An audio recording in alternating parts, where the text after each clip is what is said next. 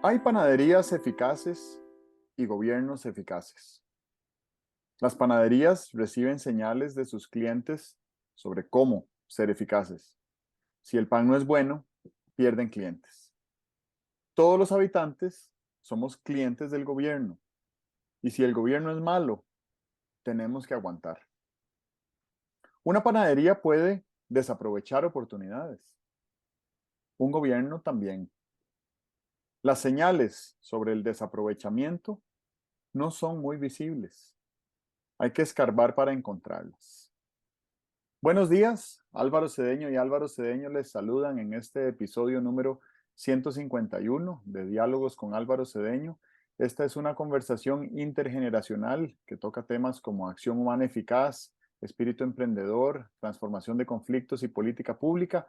Hoy para conversar sobre el artículo publicado esta semana en la página web alvarocedeno.com titulado Panaderos y ministros.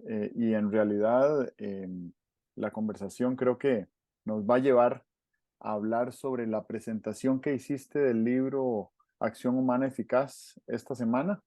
Eh, eh, bueno, me encantaría que pudiéramos hacer pública la presentación que hiciste del libro. Esa motivación inicial me pareció estupenda y creo que podríamos compartirla de alguna manera con quienes nos escuchan en otro momento y en otro formato. Te doy la bienvenida para que nos hables un poco más sobre panaderos y ministros. También muy poderosa la analogía, ¿verdad? Y la comparación entre el quehacer de un panadero y el quehacer de un ministro. Te comerías el pan de cualquier ministro. Bueno, muy bien. Vamos a ver, haces bien en ponerlo en contexto.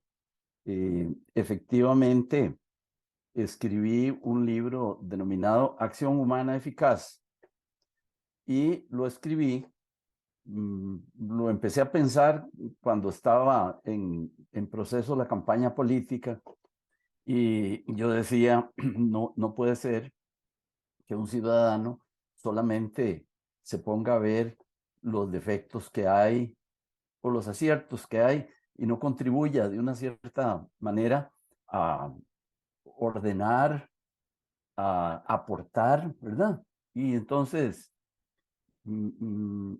pensé que debía aportar cosas que sirvieran a la eficacia, primero de los diputados. Y entonces escribí una primera versión dedicada a diputados, se la distribuí a los señores diputados, casi a todos, ¿verdad? A los que no les llegó fue porque sus jefes de fracción, su jefe de fracción no se interesó y nunca pudimos entregarles el texto. Y después alguien me sugirió que era interesante el tema de la eficacia también para el equipo ejecutivo. Y entonces lo que hice fue revisar la primera versión, agregarle unos 3 temas y prepararlo con apoyo de algunas personas de la Academia de Centroamérica, de la Fundación Academia Studium y del Grupo Vargas. Y lo estamos haciendo llegar a los señores ministros, presidentes ejecutivos y tal, ¿verdad?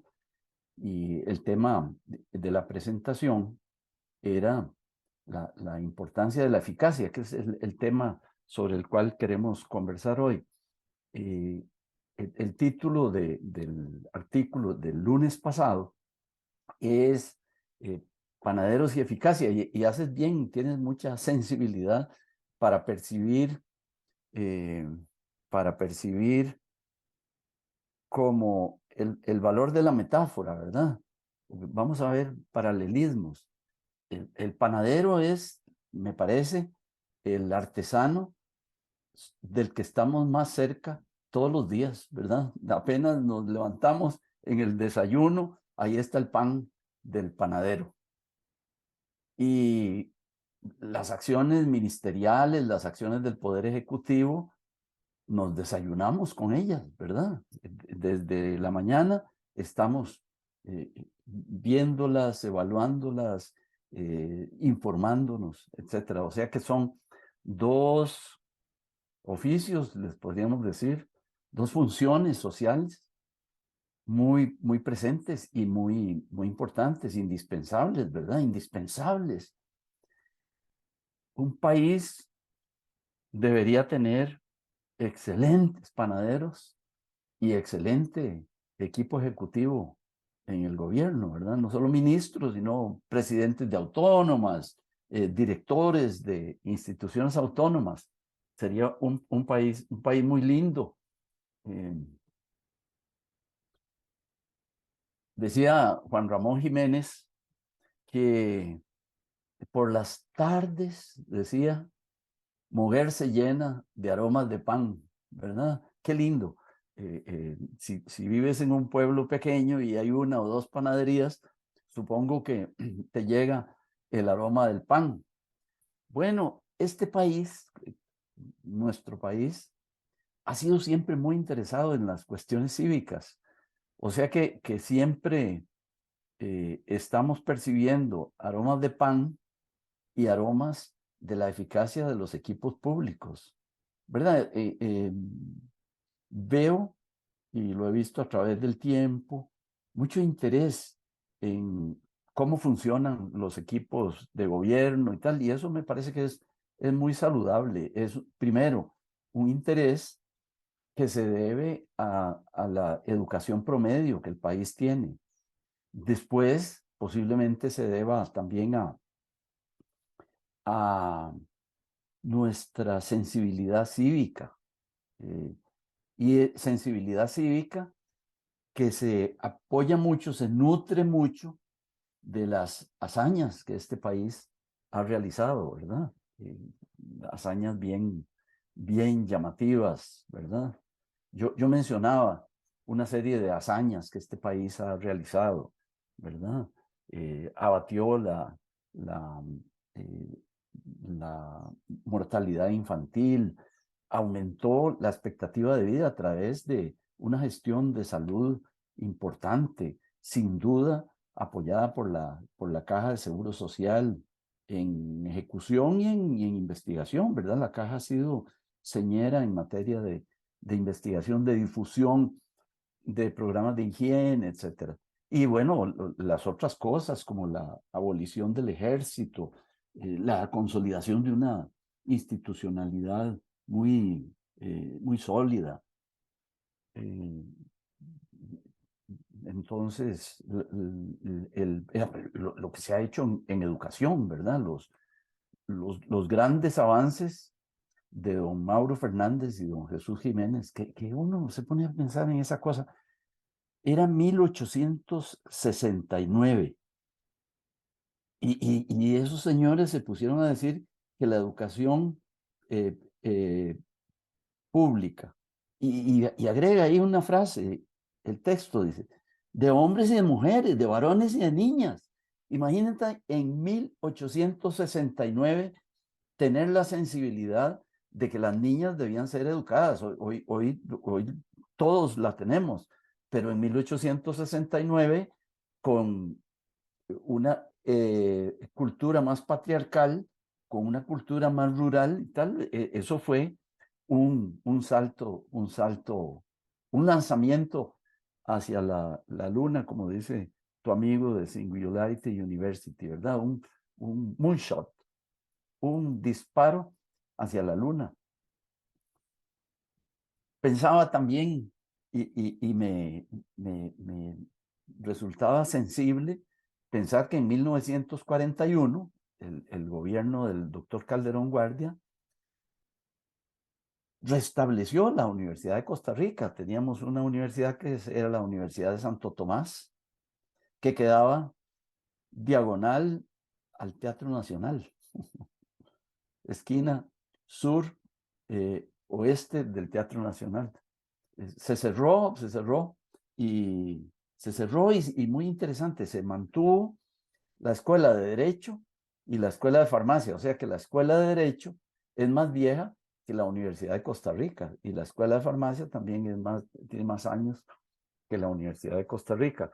Pues hicieron una universidad que cabía cómodamente en un terreno grande que había donde hoy es la Corte Suprema de Justicia, que se llamaba el Potrero de los Gallegos. Y sería muy bueno que un día la Corte Suprema de Justicia pusiera ahí una placa que dijera, aquí nació la Universidad de Costa Rica, pero antes era el Potrero de los Gallegos, ¿verdad? Deberíamos seguir teniendo una cierta conexión, un cierto vínculo con ese entrevero que había entre urbanización y ruralidad, ahí donde está la Corte Suprema de Justicia hoy. Bueno, entonces, sí, esa era la idea de esa presentación del libro. Y luego escribí, luego no, antes publiqué este artículo que hoy estamos comentando, diciendo pues que se iba a realizar esa presentación. Necesito ser un poco provocador, eh, porque esta semana tuve una experiencia impactante. Participé en un congreso que organizó el Demo Lab, que es una fundación orientada a la promoción de la democracia y los valores democráticos. Y la conferencia, que era de 2 días, tenía un primer día donde se eh, eh, exponían eh, los grandes problemas y desafíos que sufre la libertad o las libertades cuando regímenes democráticos dejan de ser democráticos y pasan a ser regímenes autocráticos, ¿verdad? Donde una única persona se arroga la soberanía y la potestad de imperio de crear leyes y demás. Y entonces tuvimos varios expositores de diferentes países, muy notoriamente a Leopoldo López, que estuvo aquí en Costa Rica, supongo que todavía está por acá esta semana.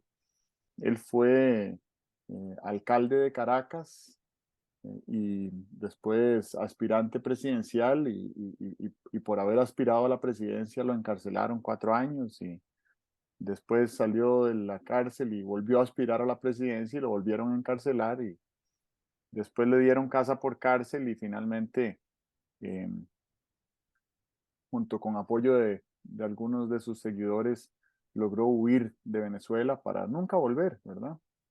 Eh, y entonces ahora es un exiliado, pero un gran líder global eh, que aboga y, y pelea y entrega su vida todos los días en pro de la libertad, o mejor dicho, este concepto que he estado elaborando esta semana, la libertad democrática, porque hay un montón de formas de libertad, pero la libertad democrática es muy particular. Y eso es quizás lo primero que se pierde cuando se pierde la democracia, ¿verdad? Se pierde la libertad democrática. Y de muchas maneras se pierde la libertad y se pierden las libertades y se pierde la libertad de prensa y se pierde la libertad de tránsito, ¿verdad? Teníamos para el segundo día del evento un taller que iba a dirigir Berta Valle, que es una periodista y activista nicaragüense que conozco. La conocí en Suiza, ella es muy vocal, hablando también a favor de la libertad democrática y pues intentando salir de Nicaragua para venir a la conferencia, eh, le retuvieron el pasaporte y no la dejaron salir, ¿verdad? Entonces probablemente esto quiere decir que no la van a dejar salir más. Eh, ella es pareja de Félix Maradiaga, eh, un candidato presidencial nicaragüense que por ser candidato presidencial lo encarcelaron y todavía está en la cárcel y no aparece en la lista de los que liberaron esta semana, ¿verdad? Que Nicaragua liberó a 222 presos políticos y los echó del país. O por lo menos no vi si Félix estaba en la lista, pero bueno, él junto con otros 8 candidatos presidenciales en Nicaragua fueron encarcelados hace 2 años por aspirar a la presidencia, ¿verdad? Por, eh, por querer asumir el poder que tiene la autocracia de Daniel Ortega, ¿verdad? Que es un autócrata. Mm, esto, en otras palabras, significa que es un dictador, mm, y que manda de manera absoluta sobre un territorio y sobre una población. Y bueno, con la simpatía de algunos, porque si no, no podría, ¿verdad? Si algo ha dejado de lección las 25 dinastías que ha habido en los 5.000 años de historia registrada de lo que hoy es la República Popular China, es que todas las dinastías cayeron por exactamente la misma razón, y es cuando el pueblo tuvo Ujú, suficiente, ujú, ¿verdad? Y entonces, una manifestación de gente suficientemente grande es suficiente para derrocar una dinastía de cientos de años, eh, o cualquier dinastía de cientos de años.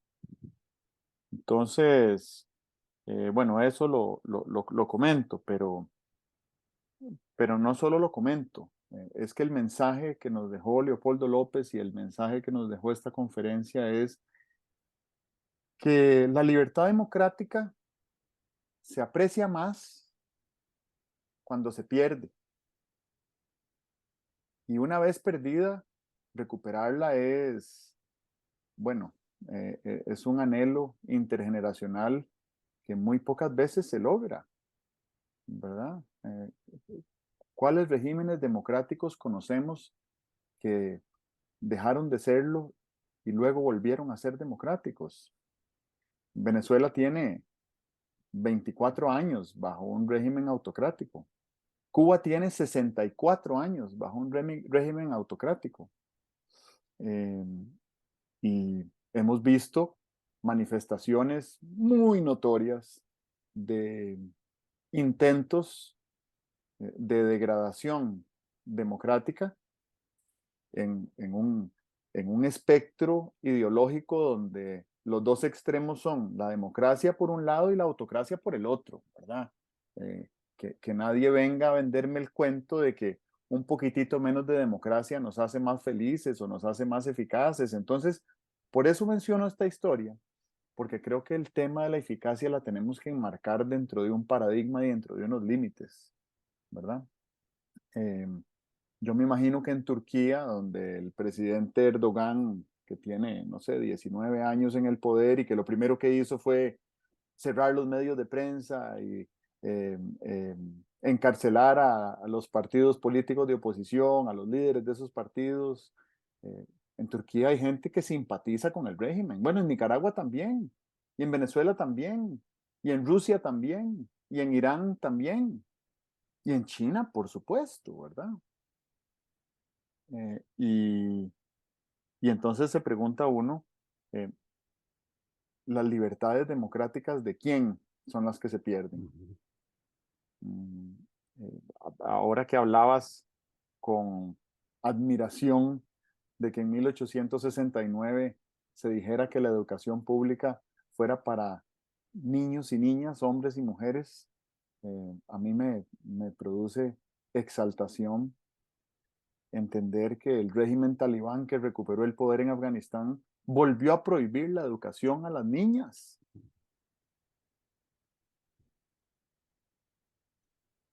154 años después de que Costa Rica le dio educación a las niñas y con eso provocó ese disparo a la luna que decías.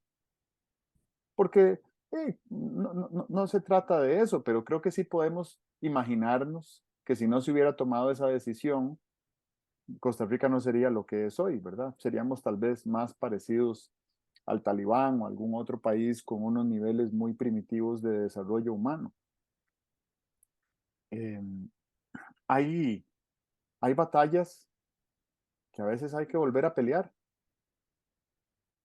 Y lo ideal sería no tener que volverlas a pelear, ¿verdad? Qué tranquilidad da saber que no tenemos que volver a organizarnos como comunidad internacional para invadir Europa y librarla del nazismo, ¿verdad?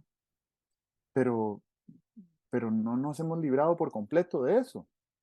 De hecho, nos decía Leopoldo López el lunes que el gran frente de batalla de la libertad democrática es la guerra en Ucrania, porque una derrota de Ucrania es una derrota muy contundente para la democracia. Y entonces, yo lo comentaba con algunas personas durante la semana.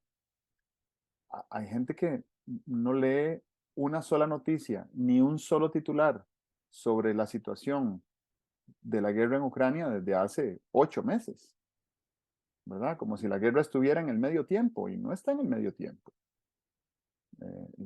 Ucrania se está preparando para la nueva embestida rusa y esa va a ser peor que la primera.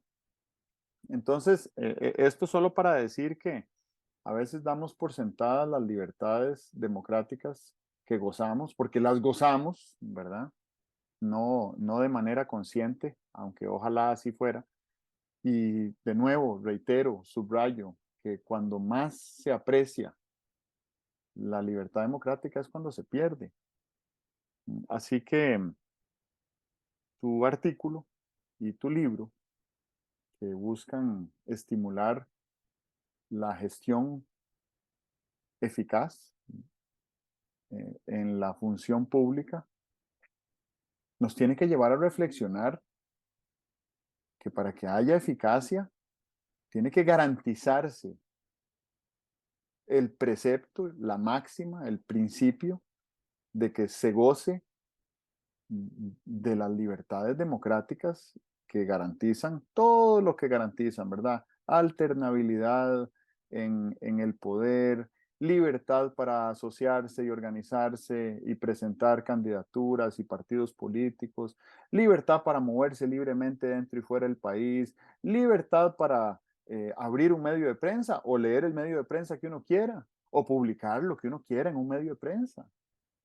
Eh, Libertad para rezarle a un Dios, aunque sea diferente al de otra persona. Esas libertades democráticas, eh, pues hay que defenderlas todos los días, ¿verdad? Y si todos los días empezamos a ver pequeñas señales de degradación de ellas, tenemos que alzar la voz y tenemos que levantar una bandera y encender una alarma y hablarle a alguien y decirle, mire, se nos están metiendo aquí, ¿verdad? Entonces yo creo que eso es importante, esa reflexión. Termino este largo análisis diciendo que una de las 3 recomendaciones principales que daba Leopoldo López el lunes era que cada ciudadano del mundo eh, haga una revisión exhaustiva del estado actual de su régimen democrático, si es que vive en un régimen democrático, porque resulta que 4.300 millones de personas en el mundo ya no viven en regímenes democráticos. Que hagan una revisión exhaustiva de su régimen democrático y le lleven el pulso, así como uno se cuida la salud y se pesa o se ve en el espejo o siente cómo anda de cintura cuando se cierra el pantalón o la faja, que podamos tener algunos indicadores de por dónde anda nuestro régimen democrático y la salud del régimen democrático, ¿verdad?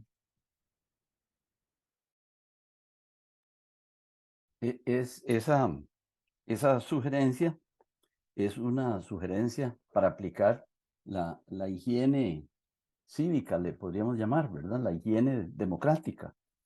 Eh, a mí me preocupa mucho y tienes toda la razón. La democracia es como el aire limpio. Respiramos aire limpio y aquí yo respiro aire muy limpio. Y entonces no es una preocupación de todos los días de ver cuán limpio está el aire, si viviera, bueno, tú has vivido en Beijing y ahí hay que medir todos los días cuál es la polución, porque hay días en que es peligroso salir a la calle, ¿verdad?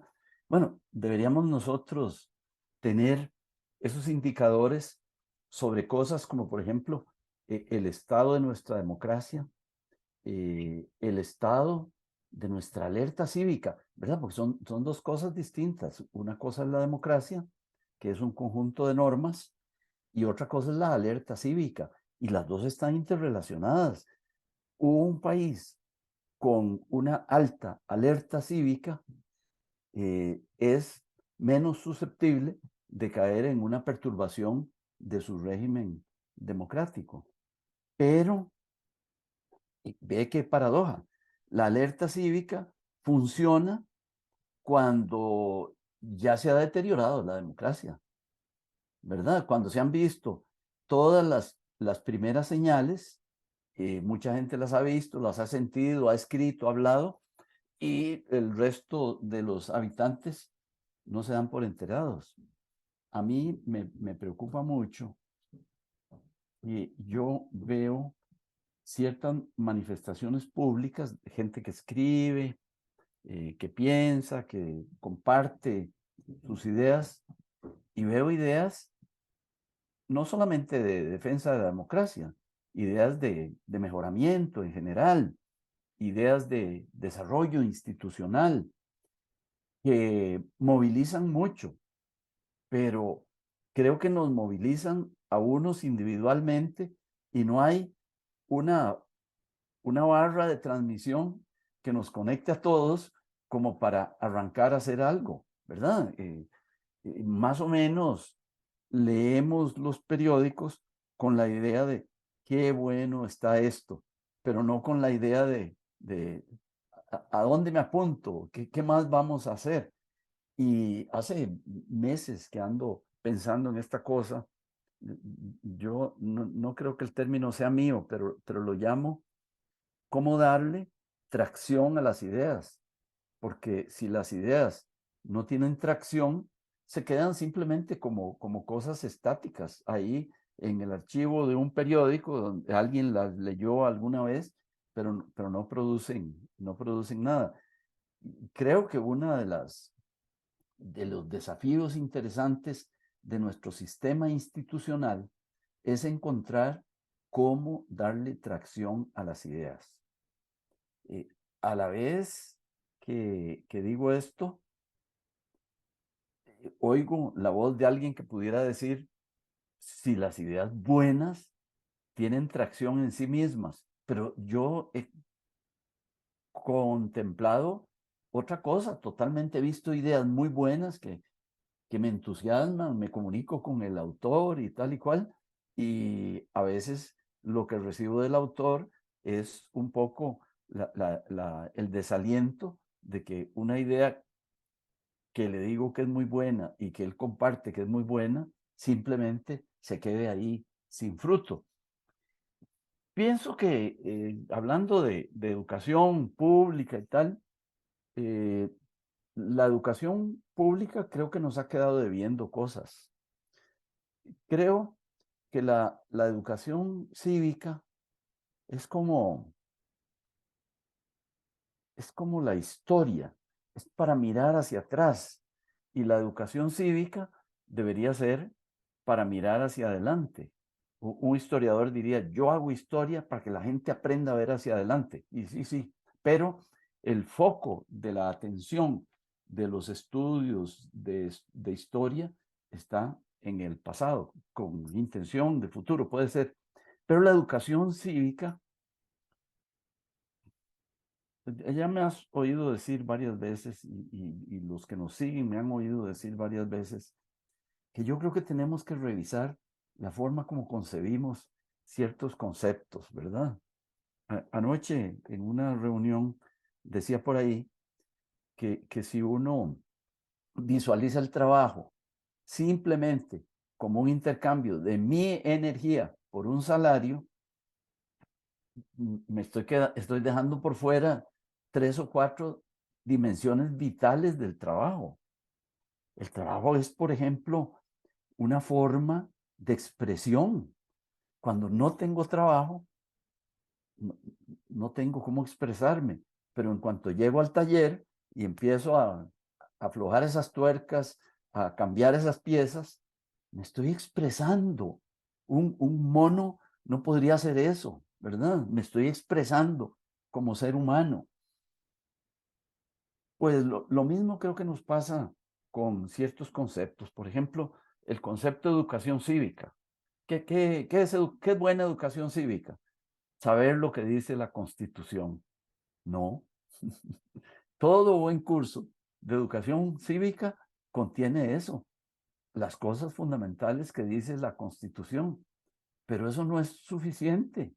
A mí me parece que una educación cívica que no es movilizadora, una educación cívica que no es capaz de ponernos en tensión nuestros resortes vitales como para mantener una alerta, como para estar en una cierta disposición de espíritu, de no dejar que ocurran ciertas cosas y de sí impulsar a que ocurran otras. Si no tiene eso, la educación cívica es estéril, ¿verdad? Sería como conocer muy bien una lengua muerta. Una lengua muerta, ya los que la escribieron y la vivieron, no me van a escribir nada más, ¿verdad? Ok, entonces,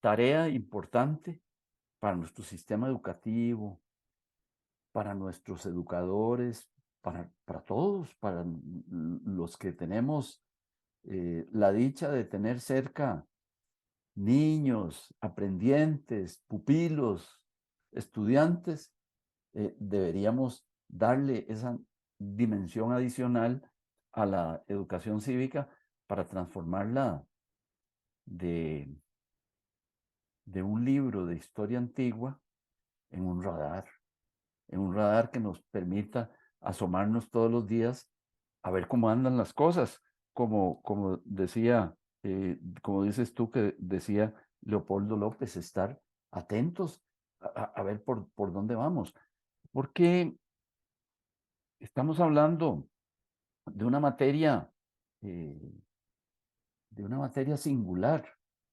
Eh, el estado de mi salud, yo lo monitoreo en tiempo real prácticamente todo el tiempo. Y si me siento más cansado que ayer, si hoy no tengo apetito, si me dio una sed extraña, si noté un determinado temblor en la mano, cualquier cosa de esas es una señal y la registro.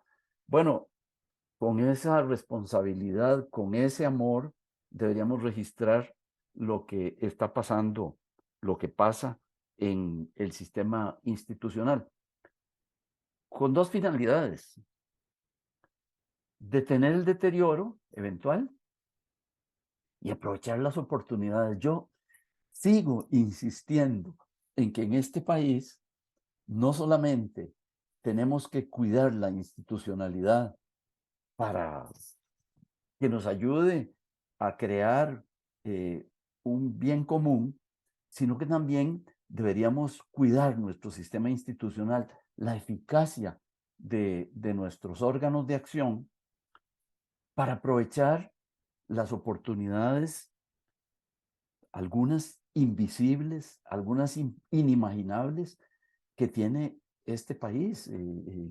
Los que tenemos los años que yo tengo, nos damos cuenta de que este es un país distinto al que teníamos hace algunas décadas y es distinto en cuanto a potencial, es mejor. Nunca hemos tenido más potencial que el que tenemos en este momento. Nunca hemos tenido una imagen internacional como la que tenemos en este momento y nunca hemos tenido un palmarés, una lista de realizaciones, una lista de hazañas tan nutrida y tan sensible como la que tenemos ahora. Todo esto enmarca la importancia de mantenernos vigilantes sobre la eficacia de la administración pública y sobre el estado de la democracia. Porque fíjate que hay yo veo una conexión entre eficacia de la administración pública y estado de la democracia. Pinochet no creó el hiato dictatorial que sufrió y sigue sufriendo, creo, Chile, porque una dictadura no termina sus efectos cuando cuando el dictador se va, ¿verdad? Ok. Ese hiato democrático que Chile, ese hiato dictatorial o democrático que Chile sufrió con Pinochet fue de muchas formas motivado por una ineficacia de la gestión pública de Chile, ¿verdad? Chile era ejemplo de inflación. Cuando era estudiante de economía, empezaba a estudiar economía, cuando se daba un ejemplo de inflación, se daban dos. La inflación en Alemania durante la Segunda Guerra Mundial y la inflación chilena. Y los estudiantes que estudiaban en Chile recibían el giro de aquí y se lo guardaban, se lo guardaban, se lo guardaban hasta que ya estaban casi en rojo y entonces iban a cambiarlo y así se ganaban no sé cuánto dinero porque en 8 días de posposición del cambio del giro, el tipo de cambio subía significativamente. Bueno,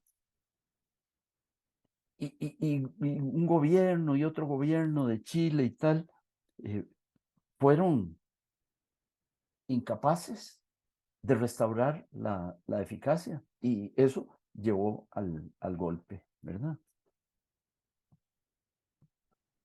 Em, la Pinochet salió del poder hace 33 años y Chile sigue teniendo la constitución política que dejó Pinochet. Y la intentaron modificar los últimos 2 años y hicieron un gran esfuerzo de movilización eh, plural en la comunidad chilena, un esfuerzo ejemplar de movilización, de inclusión de ideas, y cuando la constitución nueva estuvo lista y la sometieron al referendo para aprobación, el pueblo la rechazó, ¿verdad? Pues obviamente que ahí en esa campaña de referendo hubo una enorme cantidad de desinformación, porque eso creo que es justo decirlo, no, no quiere decir que todo el que votó en contra de manera desinformada, pero hubo mucha desinformación en esa campaña, eh, eh, más o menos parecida a la reciente campaña electoral que hubo en Brasil, donde se decía, vamos por el camino de Venezuela si escogemos a Lula, o vamos por el camino de Venezuela si aceptamos esta constitución, ¿verdad?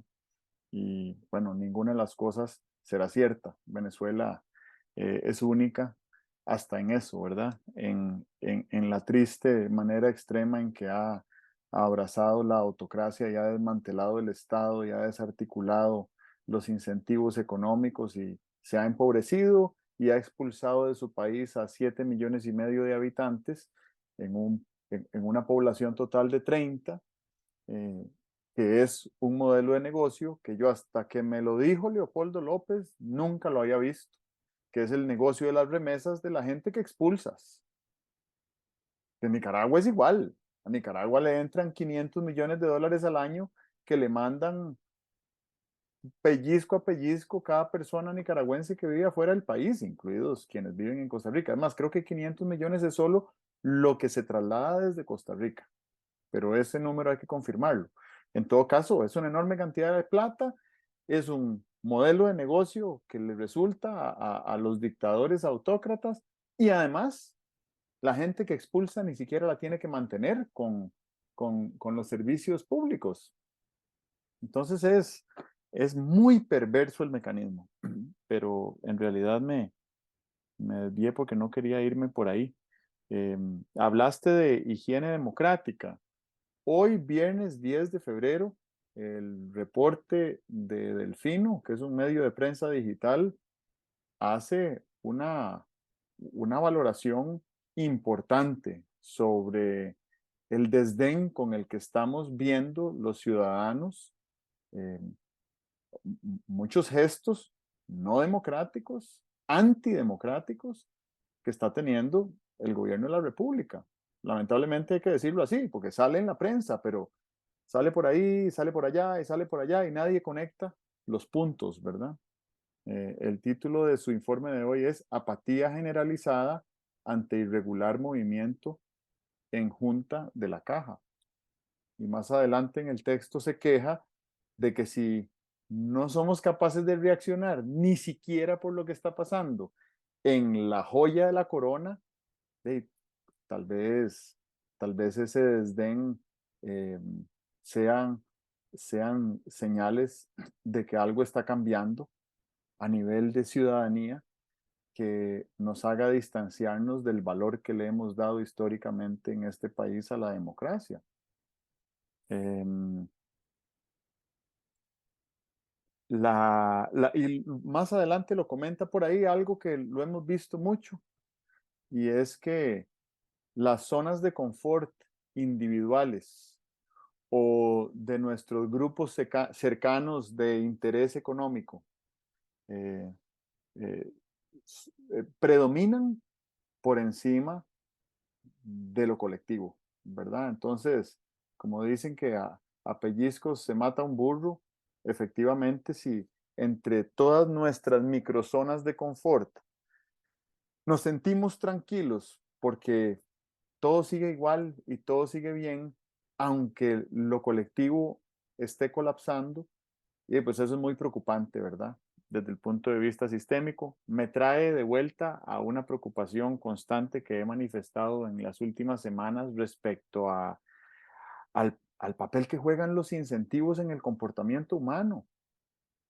Porque no todo lo que nos invita a hacer un incentivo es necesariamente bueno. Ayer cumplí 40 días sin usar redes sociales y eh, hay unos incentivos diseñados en esas herramientas que están hechos para que tu atención sea monetizada por empresas multibillonarias que están felices de que sigas viendo y que sigas clicando y compartiendo y dándole me gusta a publicaciones que lo que te dan, la retribución que te dan es unos chispazos de dopamina, ¿verdad? Que además, después de 200 chispazos de dopamina, eh, lo que quedas es con una sensación de insatisfacción en realidad, pero bueno, otro día hablamos más a fondo de eso. Higiene democrática, entonces sí siento que hasta Delfino habló hoy del tema, y digo hasta porque ya para que Delfino se manifieste sobre algo es porque eh, el tema tiene que hacernos reaccionar, ¿verdad? Mm, hablaste de educación cívica y yo le agrego acá de educación pública, educación privada, educación religiosa, pero creo que ninguna alcanza para reemplazar la educación de valores que debe haber en el seno de cada hogar. Eh, Tal vez un ejemplo extremo, pero que conozco bien y que por ninguna razón pretendo ofrecerlo como un modelo a seguir, es la cultura japonesa. En la cultura japonesa, eh, las madres del hogar son las encargadas de transmitirle los valores a sus hijos, ¿verdad? Y son valores que traen por muchas generaciones. Japón es una cultura que tiene un registro civil documentado desde hace 2000 años. Cualquier persona puede rastrear su genealogía a 25 generaciones, ¿verdad? Y su apellido y el lugar de donde viene y todo eso. Entonces, todo ese valor histórico, cultural, quienes lo transfieren a la nueva generación son las madres, ¿verdad? Las mujeres. Y los hombres tienen otras actividades que tienen mucho que ver con, bueno, con traer alimentos y procurar el sustento y demás.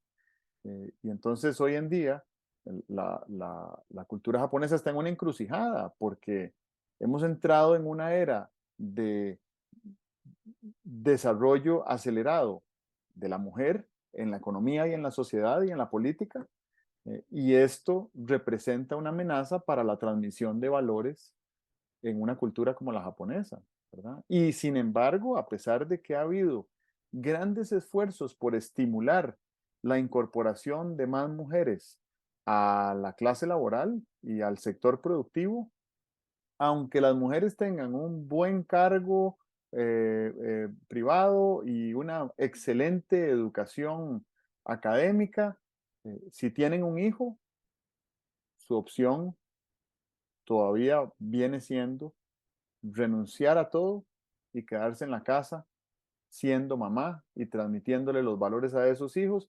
Y para cuando termina de realizar esa labor, ya está fuera del mercado, ¿verdad? Ya está fuera de la academia, ya está fuera del sistema productivo. Y esto no la empobrece, pero sí atenta contra su desarrollo individual como ser humano, como profesional, ¿verdad? Como persona productiva. Y siento que en nuestros países donde no tenemos ese mismo estándar cultural de valores y demás, em, pues la mujer y el hombre o quienes compongan el hogar salen a producir y salen a trabajar y salen a continuar sus desarrollos profesionales y laborales y le ceden la formación de valores de sus hijos a otras personas, a veces a los abuelos, a veces a los vecinos, a veces a una empleada doméstica o a una niñera, que en muchos casos, pues ni siquiera son personas que han pasado por el sistema educativo costarricense, ¿verdad?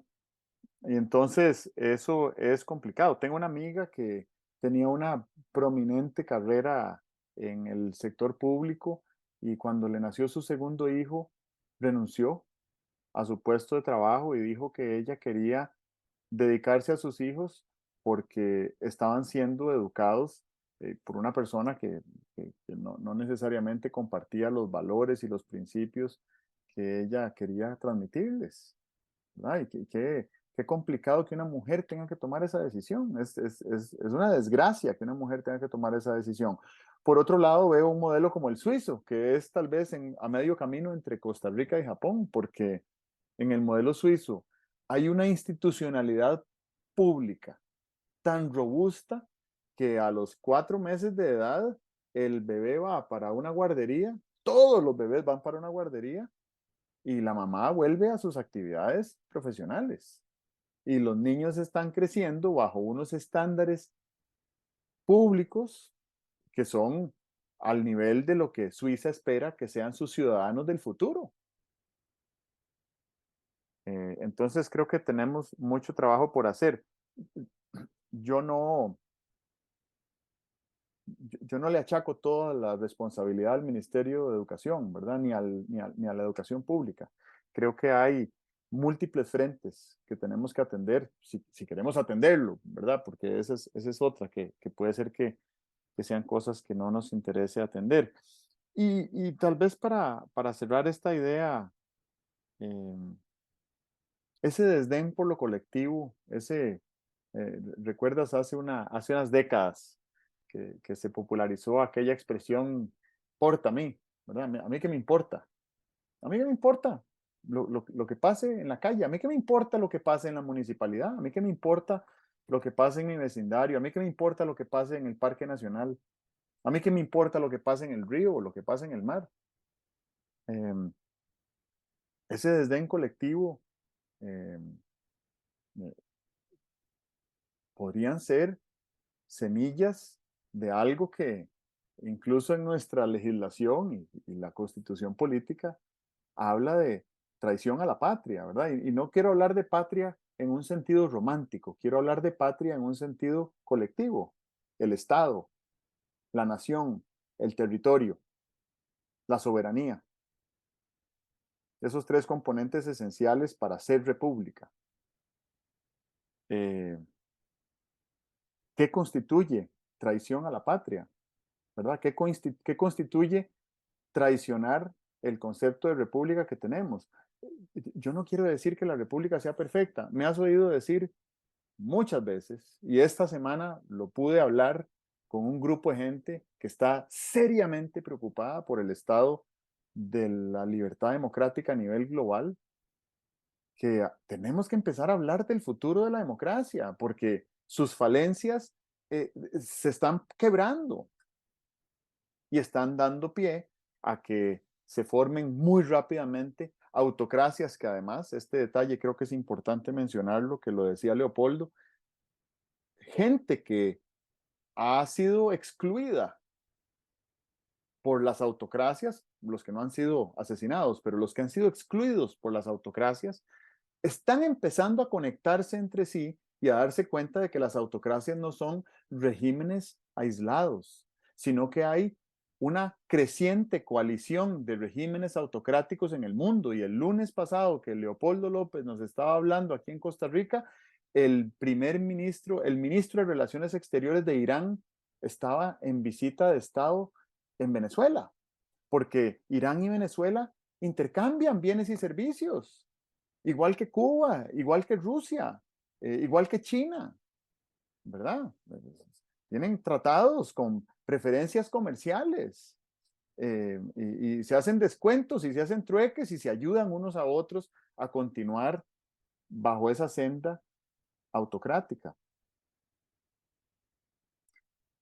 Y entonces, simplemente creo que tenemos que darnos cuenta de que podría haber algunas conductas que en las que estemos incurriendo que por simple desdén con lo colectivo nos podría estar encaminando a algún día ser considerados traidores de la patria, no considerados en un juzgado, sino sentir que se nos fue de las manos algo que era nuestra responsabilidad preservar, porque es la responsabilidad de cada generación preservar lo que tiene y bueno, y cambiar lo que quiera cambiar. De todas maneras, eh, también esta visión de Peter Diamandis de Singularity University, el, la velocidad vertiginosa a la que estamos cambiando hoy en día y a la que está cambiando el mundo y en esta vorágine de cambio en la que estamos, es la velocidad más lenta que vamos a experimentar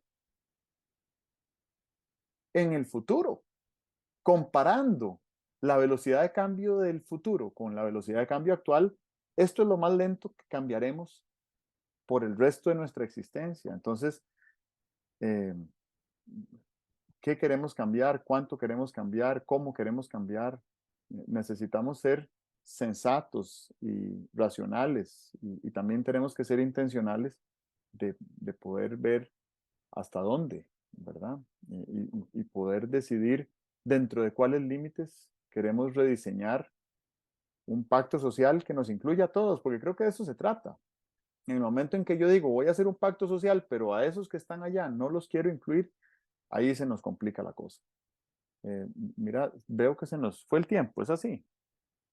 Fue el tiempo, Ok, efectivamente, sí. bueno, doy Ujú. por terminado y te cedo la palabra para que nos digas tu... Bueno, yo la síntesis que haría de todas estas ideas tan interesantes que has puesto sobre la mesa es que creo que tenemos que hacernos un ABC jerarquizado de qué hacer primero, ¿verdad? Creo que tenemos que elevar nuestro nivel de conciencia sobre señales, de esa manera construir una disciplina de higiene democrática. Eh, Creo que tenemos que mm, cruzar los dedos para que ocurra así algo como que aparezca un invio cívico. ¿Por qué lo digo de esta manera? Hombre, porque la preocupación por la biodiversidad y por el planeta existían en Costa Rica de manera dispersa, de manera más o menos desarrollada y tal y cual, pero la aparición del indio nos movilizó para hacer con todas las hebras, con todas las fibras, hacer un gran mecate, ¿verdad? Eh, creo que tenemos que hacer un mecate cívico porque hay una serie de hebras sueltas de preocupación, de interés, de iniciativa, que tenemos que irlas hilando en un mecate. Y la experiencia mejor que tuvimos fue la experiencia del Indio, exaltando el interés sobre la biodiversidad, sobre la naturaleza y sobre el planeta. Entonces, mi tarea es pensar en un Indio cívico y con eso cierro y agradezco tu participación y la participación de quienes nos sigan. Perfecto, entendido. Muchísimas gracias por este diálogo. Nos vemos la semana entrante. Muy bien. Uh-huh. Hasta luego. Dios.